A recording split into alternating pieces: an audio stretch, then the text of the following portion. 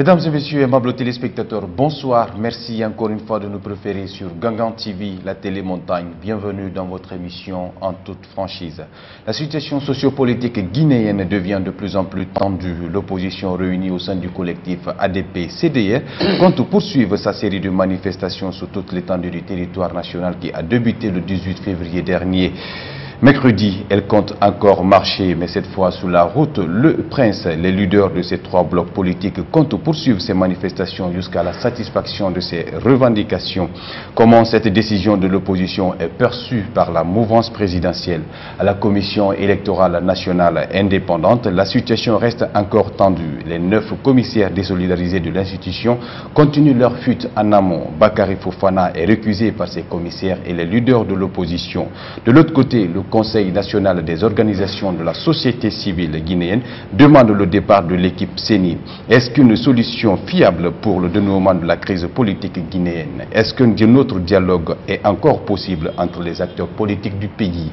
Voilà, mesdames et messieurs, toutes ces questions nous intéressent dans cette émission. Pour en parler, je reçois pour vous M. Laï Condé Junior. Il est membre du comité central du RPG Arc-en-Ciel de la mouvance présidentielle. À tous et à toutes, gardez votre position. On se retrouve juste après ça.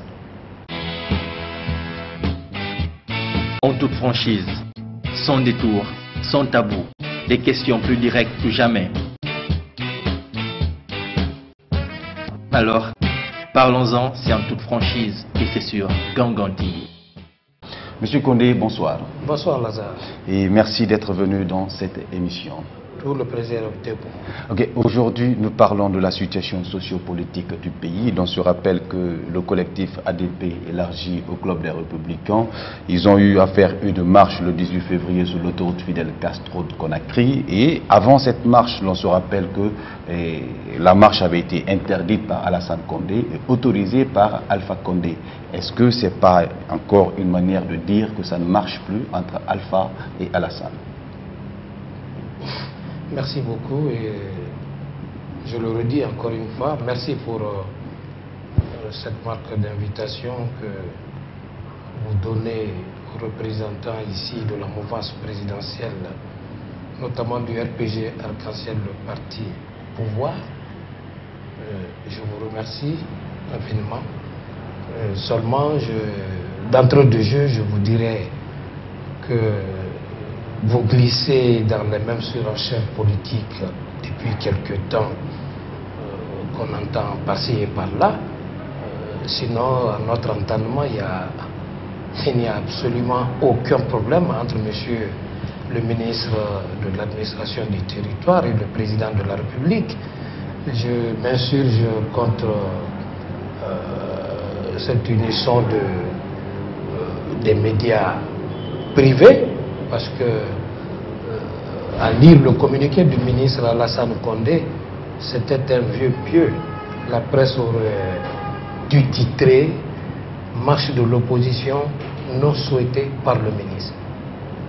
Mais nulle part, il n'y a un paragraphe interdisant ce qui est consacré par la Constitution. Mais monsieur Condé Junior, je pense qu'on ne va pas trop polémiquer là-dessus parce que l'on a suivi sur les médias d'État, effectivement, ils ont dit qu'à l'issue du fait que les 3 maires des différentes communes ont demandé à ce que l'opposition reporte cette marche, le ministre de l'administration du territoire a pris ici un communiqué pour dire que, évoquer les raisons. Il y avait le 7e jour, au fait, des 11 soldats disparus dans ce crash d'avion survenu du côté du Libéria, mais aussi il y avait le fait qu'il citait le carême chrétien.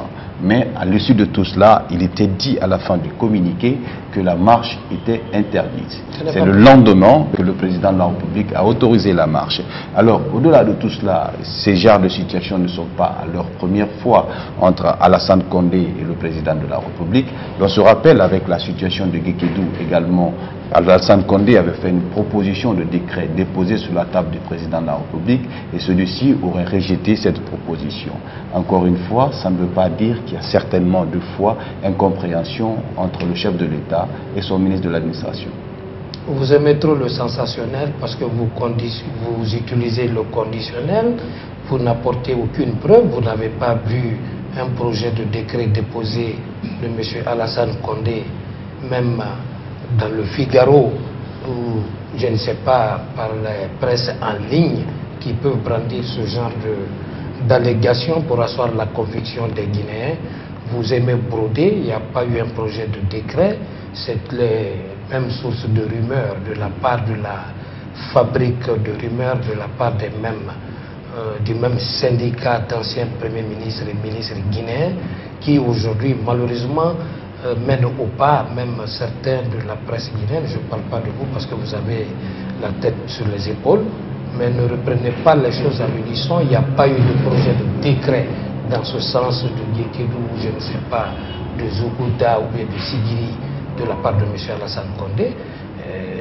Nous sommes tous de la famille de communication. Lorsqu'on avance des arguments ou des argumentaires, il faut avoir la décence et la déontologie morale de le soutenir avec des pièces probantes.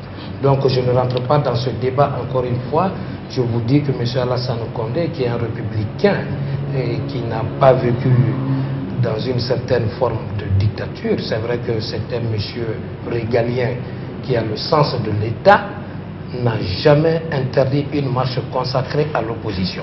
Mais maintenant, en tant que responsable qui voit la fragilisation du tissu social et qui se prouve tous les jours, il est du devoir d'un ministre de la République d'essayer d'avancer des arguments dissuasifs ou de renoncement d'une marche. Mais il ne l'a pas, ce qu'on n'arrive pas interdit. Ce qu'on n'arrive pas à comprendre jusqu'à présent, pourquoi le lendemain, ce n'est pas le ministre de l'administration lui-même qui a demandé à ce qu'on autorise la marche, c'est le président et le ministre des droits de l'homme et des libertés publiques qui ont autorisé cette manifestation. Non, si vous voulez, après ce souhait, l'interdiction faite, je le consens, de la part des différents maires, c'était tout à fait normal que le président de la République, qui est le garant de la Constitution au premier chef, essaye lui aussi à son tour de mettre un holà à cette cacophonie qui se dessinait et qu'on voulait attribuer au ministre Alassane Condé.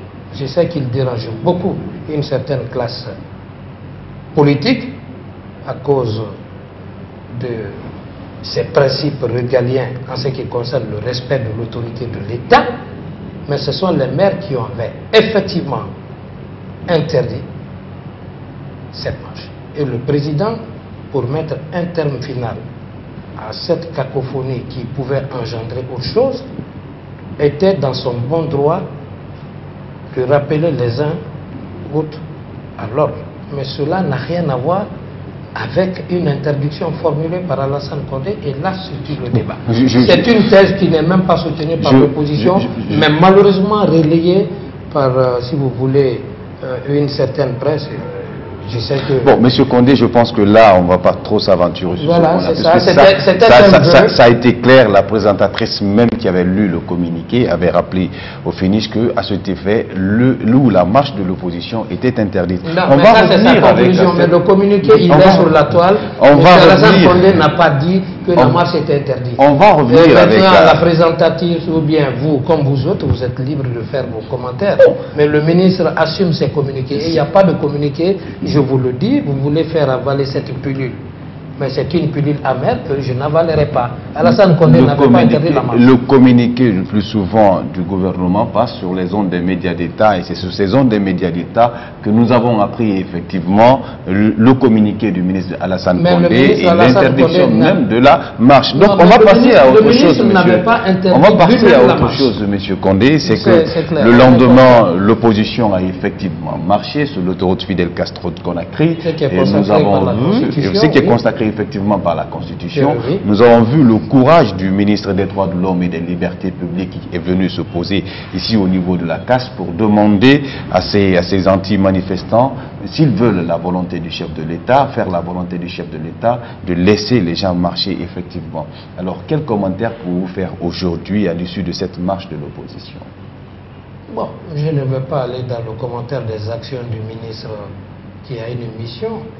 Cette mission lui a bien été confiée par quelqu'un qui n'est autre que le président de la République, chef de l'État. Donc c'est un missionnaire qui a accompli, je le constate avec, si vous voulez, brio, la mission à lui confiée par le président démocrate, le professeur Alpha Condé. Maintenant, vous me demandez quels enseignements j'ai pu tirer de la marche de l'opposition. C'est un sentiment mitigé. Un sentiment mitigé dans la mesure où, parlant de la même opposition qui refuse systématiquement de faire quitter le débat dans la rue pour que ce soit un débat civilisé, je dirais que la démocratie sous la gouvernance du professeur Alpha Condé va crescendo en ce qui concerne la bonne gouvernance telle que souhaitée par les Guinéens, parce que il vous souviendra que dans l'histoire récente de la Guinée, chaque regroupement de 25 à 30 personnes au moment où aujourd'hui ce syndicat de Premier ministre et ministre eux-mêmes étaient aux affaires, était accompagné de deuil dans plusieurs familles. Bon, moi je mettrais 2000 personnes, mais l'opposition pense qu'il y avait 500 000 personnes dans la rue. Donc, à la décharge du professeur Alpha Condé, 500 000 personnes, entre guillemets, se mettent dans la rue et qu'on enregistre 0 mort, 0 blessé. Cela va à la charge du professeur Alpha Condé qui aujourd'hui fait preuve de bonne gouvernance. Et les précédentes manifestations où on a enregistré des cas de blessés, des cas de casse et de morts même 2 fois. Oui, est-ce que cela aussi va à la charge du professeur Alpha Condé? Tout à fait, mais avec la note explicative que plus nous avançons dans sa gouvernance, il est dans le déroulement de son projet de société à lui, de civiliser les forces de l'ordre et de sécurité en Guinée, parce que le professeur Alpha Condé n'a pas une baguette magique, c'est-à-dire lorsqu'il a été élu, il n'a pas transformé directement avec sa baguette magique ou bien un mouchoir blanc le comportement de la classe politique guinéenne, tout comme le comportement des forces de l'ordre qui pendant 24 années étaient formées à l'école des tontons Makout sous les différents premiers ministres.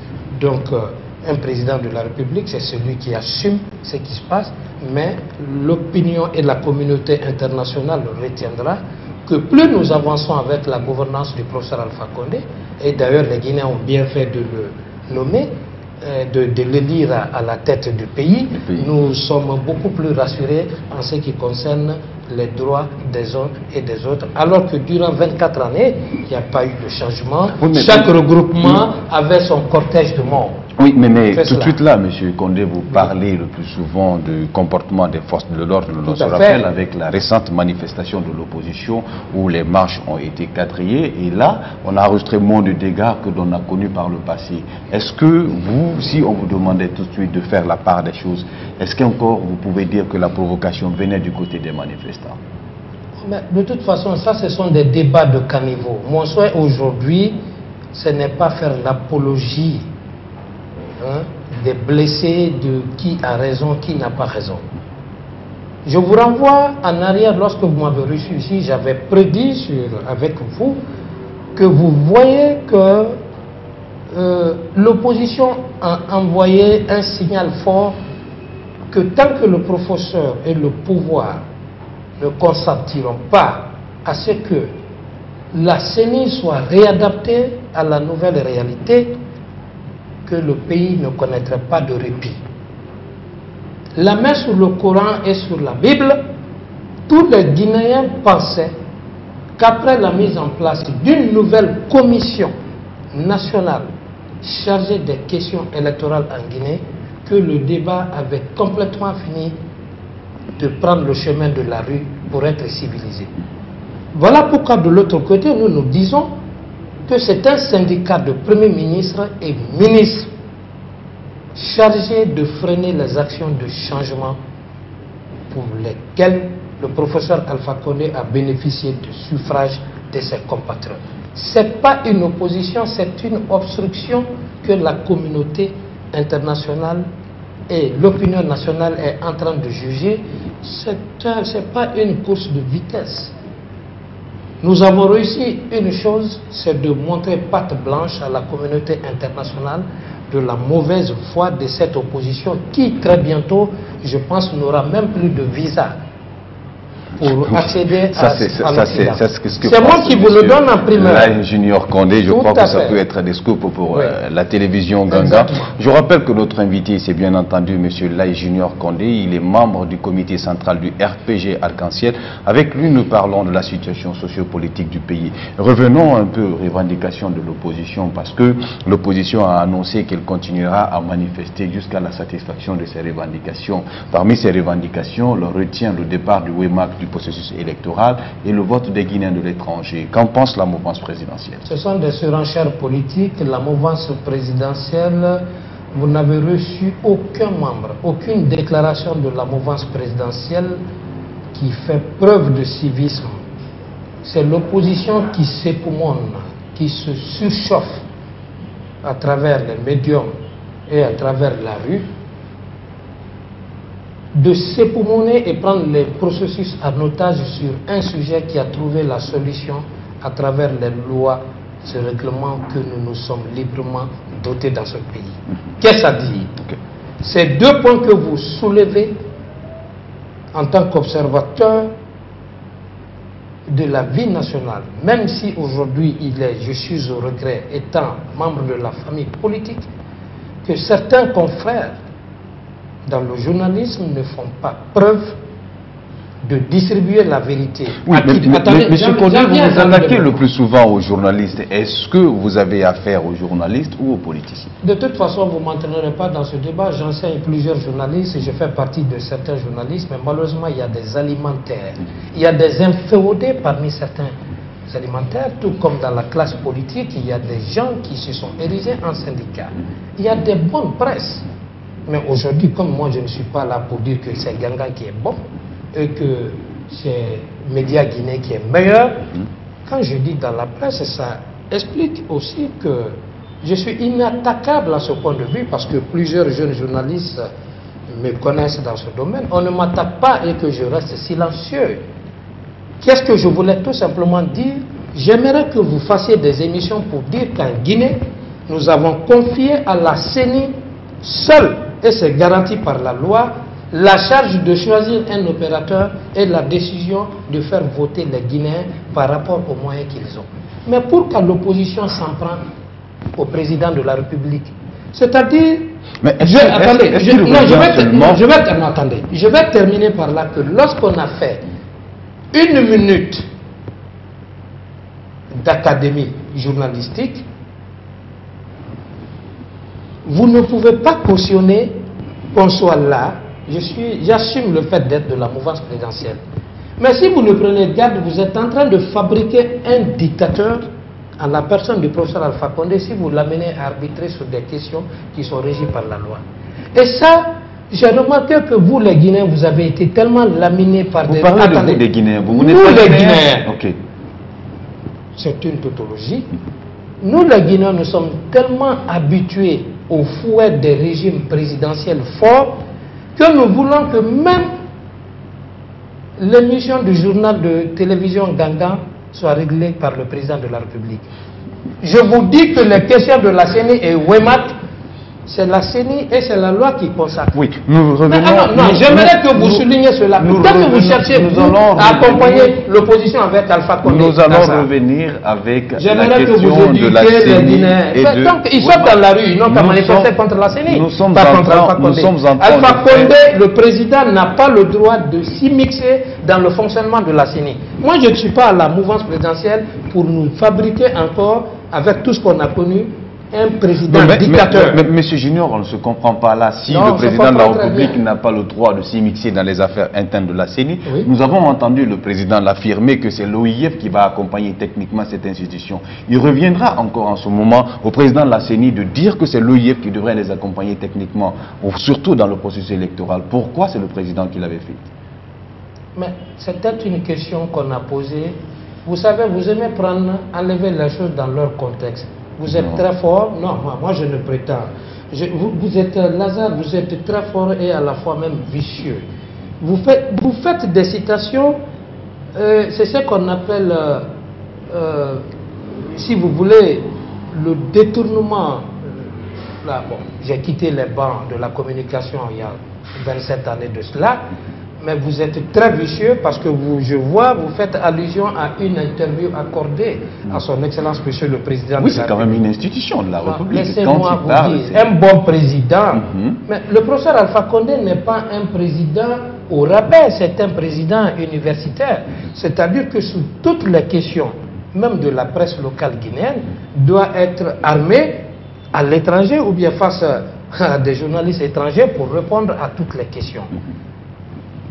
Mais vous pensez que le président est le président de la CENI ou bien la présidente du CNT ou le président de la Cour suprême, mais il ne vit pas en vase clos, c'est-à-dire que le président de la République a le droit de contact avec toutes les institutions que je vous cite. S'il l'a dit lors de cette interview, c'est ce que la CENI a décidé.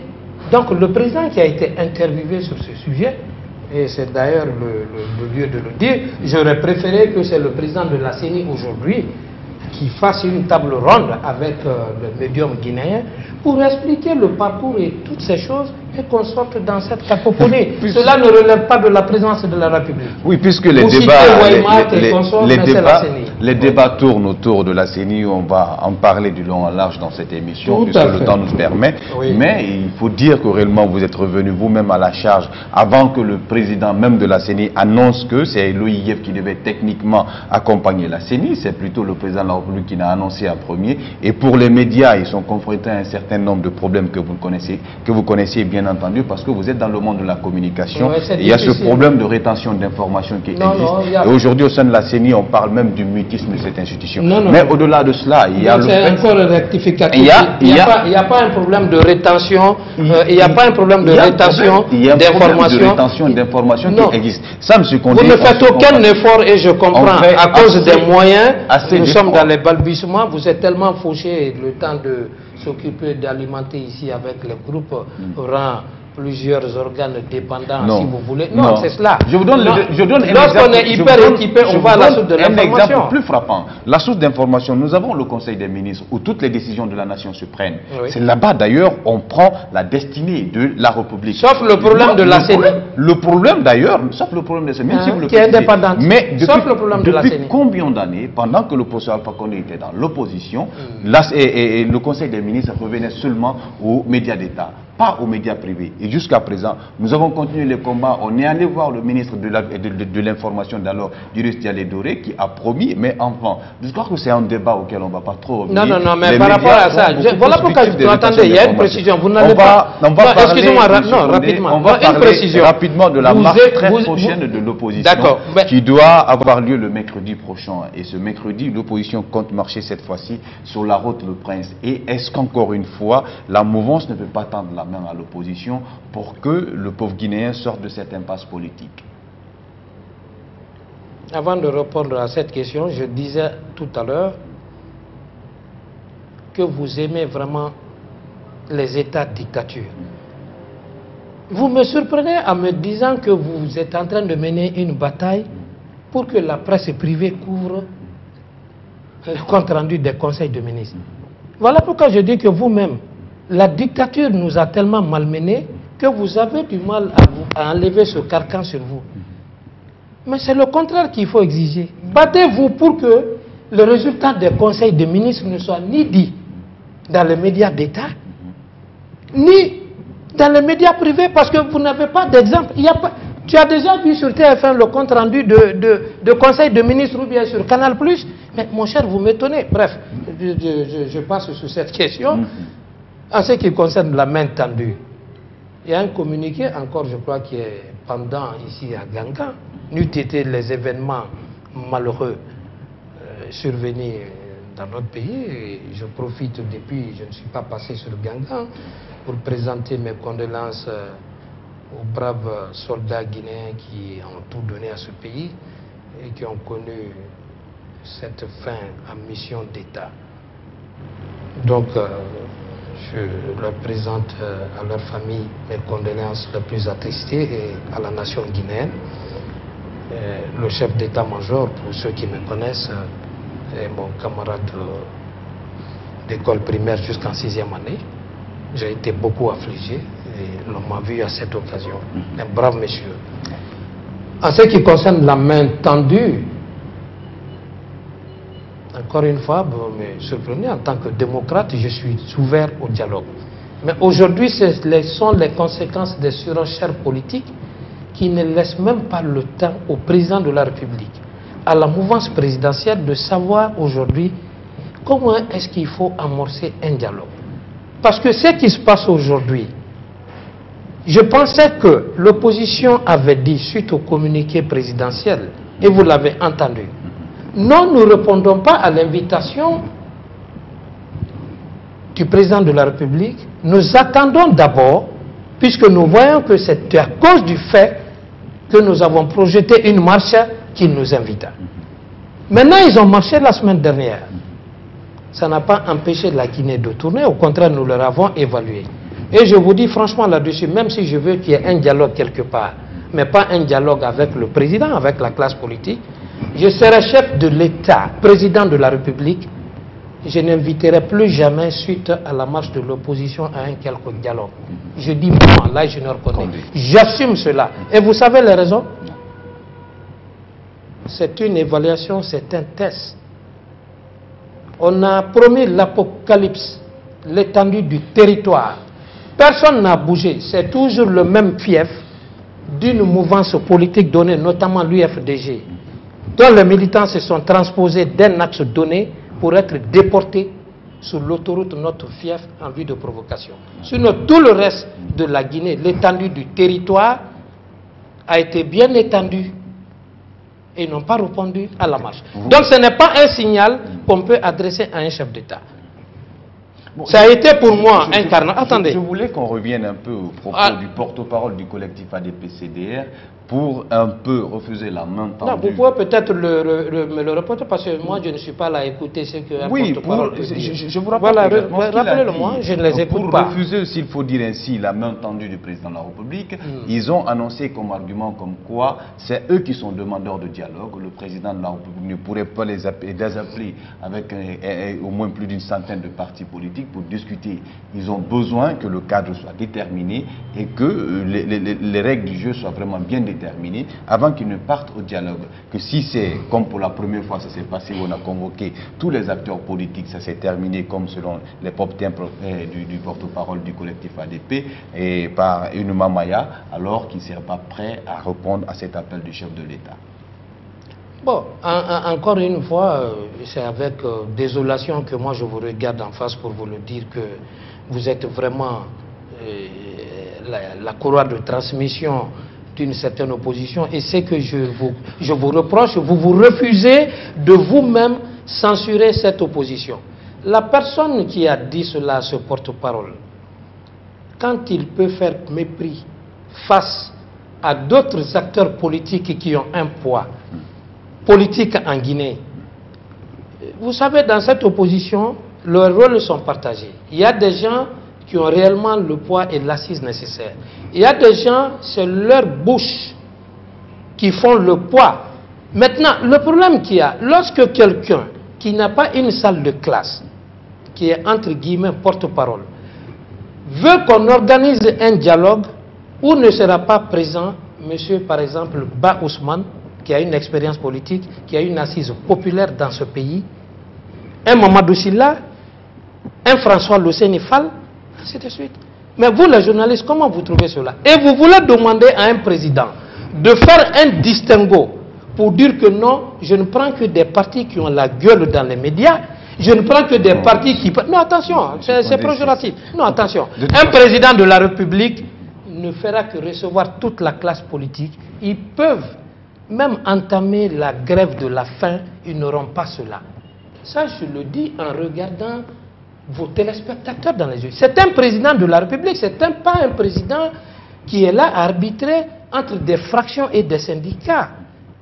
La classe politique, l'espace est ouvert. Maintenant, la concertation que vous souhaitez, nous allons répondre présent à l'appel du président de la République qui est au-dessus de la mêlée, qui va adresser son message à toute la classe politique, qui est à nous maintenant, comme au palais du peuple, de se regrouper en bloc. Écoutez, Où c'est terminé, comme on le sait. Hein. Bon, mais au-delà de tout cela, c'est le plus souvent... Où ça s'est terminé, où on le sait, ça s'est terminé par l'obtention de la CENI.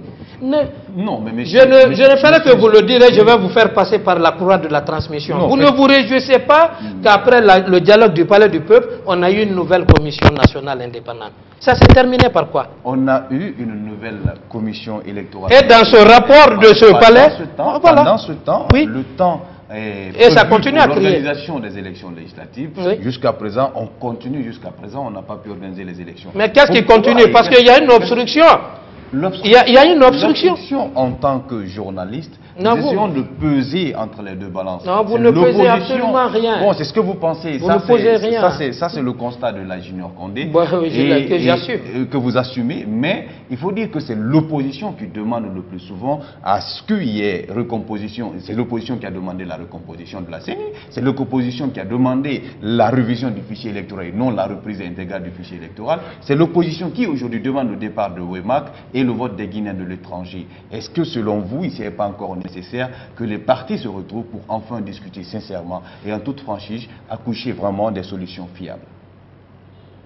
Ben, c'est nécessaire, mais ça ne se fera jamais sous la pression parce que nous avons la légitimité et la légalité. Vous pouvez vous suicider, cher ami. Le professeur Alpha Condé est le seul légal et légitime en Guinée.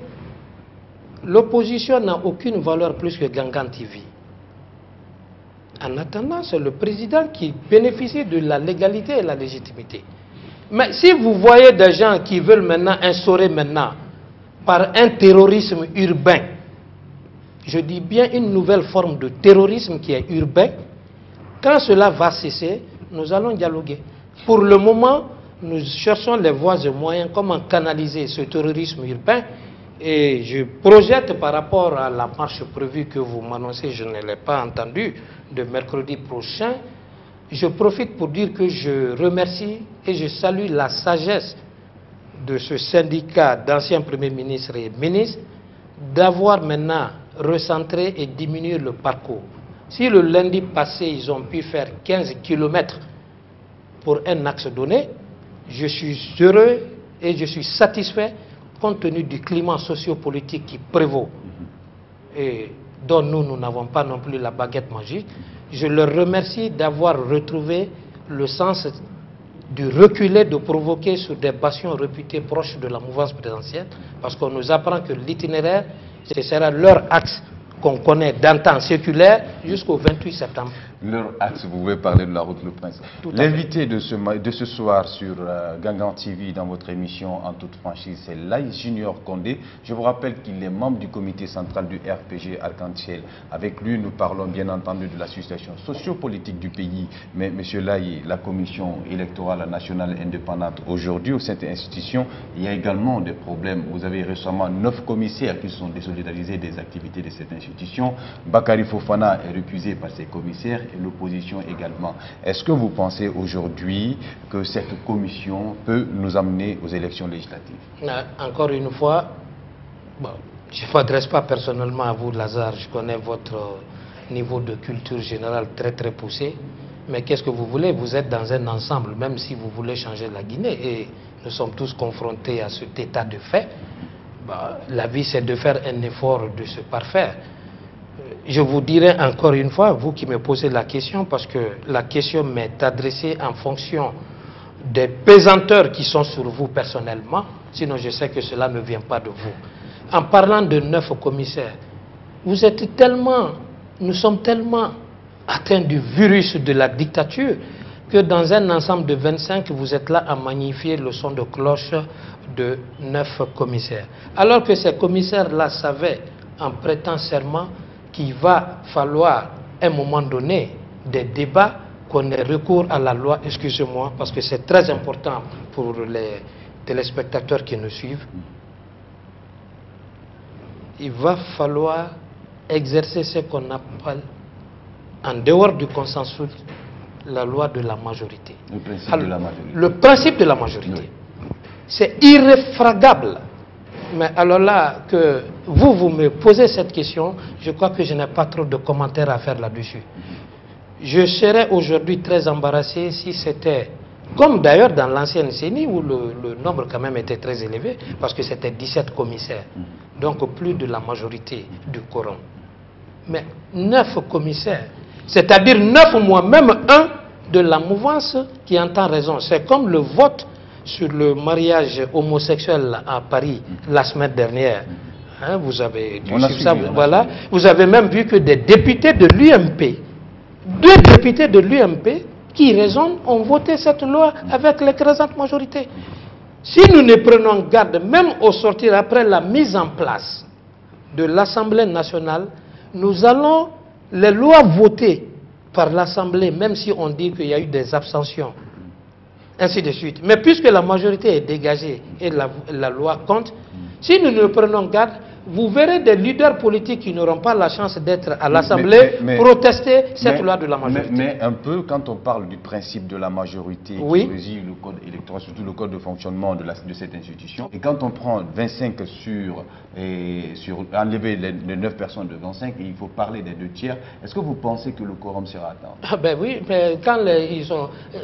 Même sur 22 commissaires, pas les 25, lorsque il y a 14 qui est voté, c'est ce qu'on appelle les 2 tiers. Vous savez, le législateur, en malin et demi, compte tenu de toutes les péripéties que nous avons connues, des mauvaises interprétations dans l'ancienne loi, cette fois le législateur a verrouillé. Ça veut dire que même si on est 15, 10 présents à la CENI, on ne peut plus bloquer le fonctionnement de la CENI.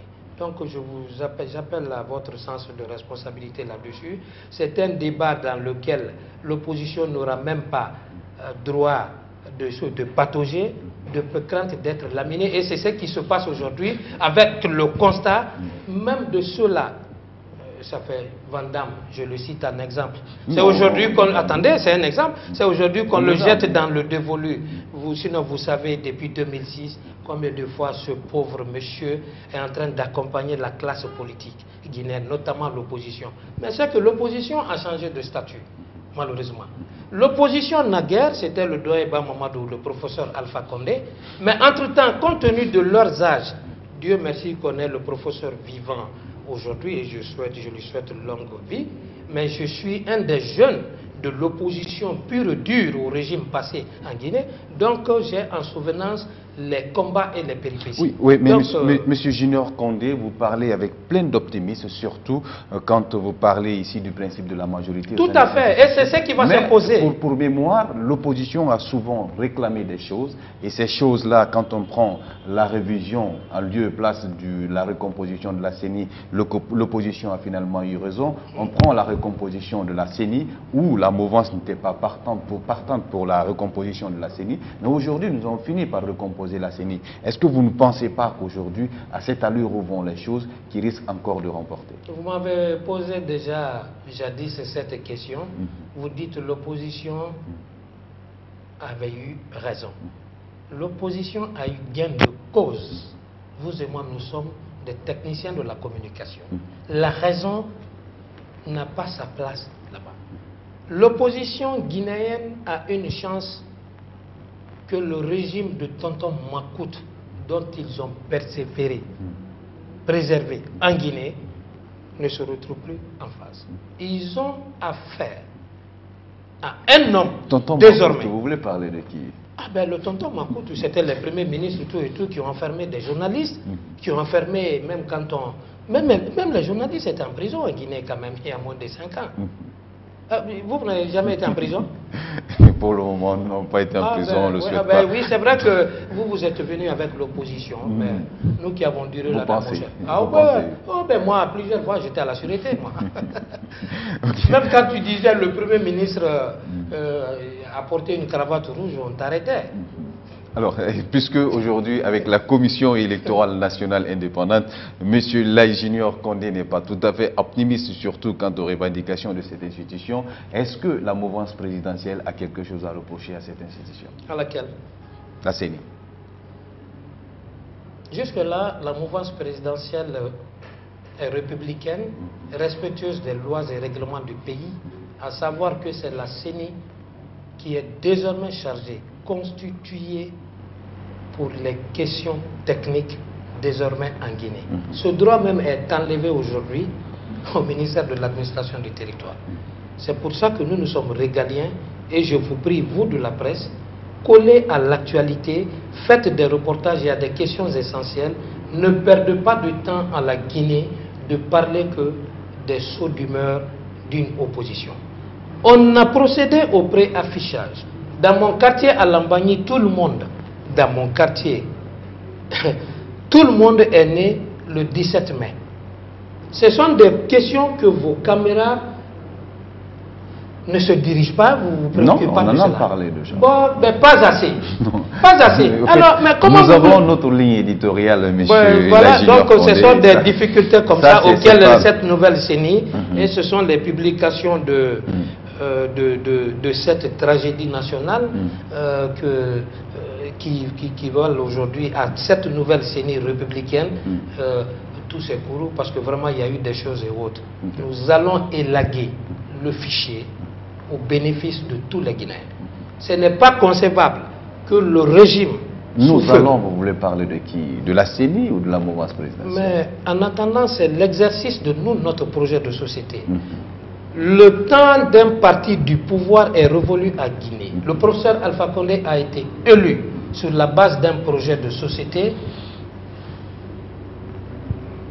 Le gouvernement du professeur Alpha Condé s'y plie au projet de société de la mouvance qui a mis le président de la République au pouvoir.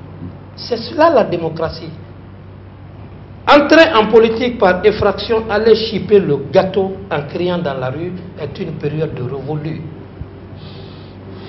Est une période très révolue selon ce que pense M. Laye Junior Condé. Mais autre chose dont on va parler dans cette émission, c'est bien entendu la récente sortie médiatique du Conseil national des organisations de la société civile, où son secrétaire exécutif a demandé, à travers son intervention sur les médias de nos confrères de la place, il demande ici à cette institution de démissionner, et surtout au commissaire, à l'équipe de l'actuel CENI de quitter. Est-ce que vous pensez encore que c'est une manière de lancer un certain nombre de discrédits sur les commissaires qui composent cette institution, ou c'est autre débat que le CNOCS veut engager? Non, de toute façon, en tant que politique, lorsqu'on jette une parole, chacun doit pouvoir y trouver son compte. Si vous me demandez, c'est salutaire cette sortie du CNOCS, dans la mesure où eux, ils ne sont pas comme Laye Junior Condé. Moi, j'assume ma casquette de partisan, mais la société civile, justement, ici vous êtes des intellectuels, ici fait allusion aux 9 commissaires qui ont prêté serment, mais qui aujourd'hui, malheureusement, sont... Il a été précis, il dit, il demande à l'équipe CENI. Surtout, ça, la phrase là, il a répété plusieurs fois. Oui, ben, d'accord, tout ça c'est politique, mais c'est compte tenu du comportement. De toute façon, c'est comme une allocution, chacun peut la disséquer et faire la synthèse qu'elle veut. C'était à vous de tendre votre micro au président, comment on l'appelle? Aziz Diop, il est le secrétaire exécutif. Le secrétaire exécutif, parce que c'est cela le bon sens du journalisme de notre métier. Quelqu'un lance une phrase et vous allez pour poursuivre et essayer de lui tirer. Ça a été déjà fait. Mais moi, vous en tant que... c'est de dire à ces 9 commissaires qui essayent de jeter le dévolu sur cette nouvelle CENI que nous avons tous voulu, d'arrêter d'être des ambassadeurs qu'on doit appeler pour consultation. C'est-à-dire les commissaires à la CENI ne sont pas des diplomates accrédités de l'UFDG au niveau de la CENI qu'on peut appeler chaque 48 heures pour consultation. Il faut qu'ils soient grands et faire respect de leur serment devant la République. C'est cela. Oui, mais au-delà de tout cela, c'est que il y a aussi le Conseil régional des organisations de la société civile, après cette récente sortie du CNOCS, qui a aussi effectué sa sortie pour demander à ce que la CENI prenne en compte le vote des Guinéens de l'étranger. Quelle est la différence entre celui que vous... Quelle est la différence? Il y a le Conseil national et le Conseil régional. Ça, c'est de Conakry. Puisque vous êtes un agent de la communication... Oui, mais quand un président de la République a fini de faire une allocution, et qu'après, le ministre de l'Information aussi fait une adresse à la nation, convenez avec moi que moi, Laye Junior Condé, je ne le commente pas. C'est vous qui voulez grossir peut-être le titre du Conseil national de Conakry. Le Conseil régional mais de la société le civile. Conseil national de Cancan dit qu'il salue la position du Conseil national, mais pas régional. Ici, nous discutons nation. Et c'est même une honte de parler de ce monsieur que j'ai entendu. Si ce n'est pas en Guinée, la société civile, c'est l'élitisme.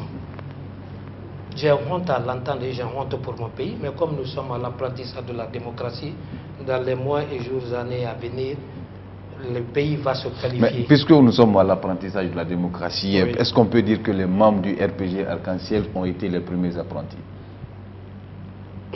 De toute façon, le RPG Arc-en-Ciel a un label.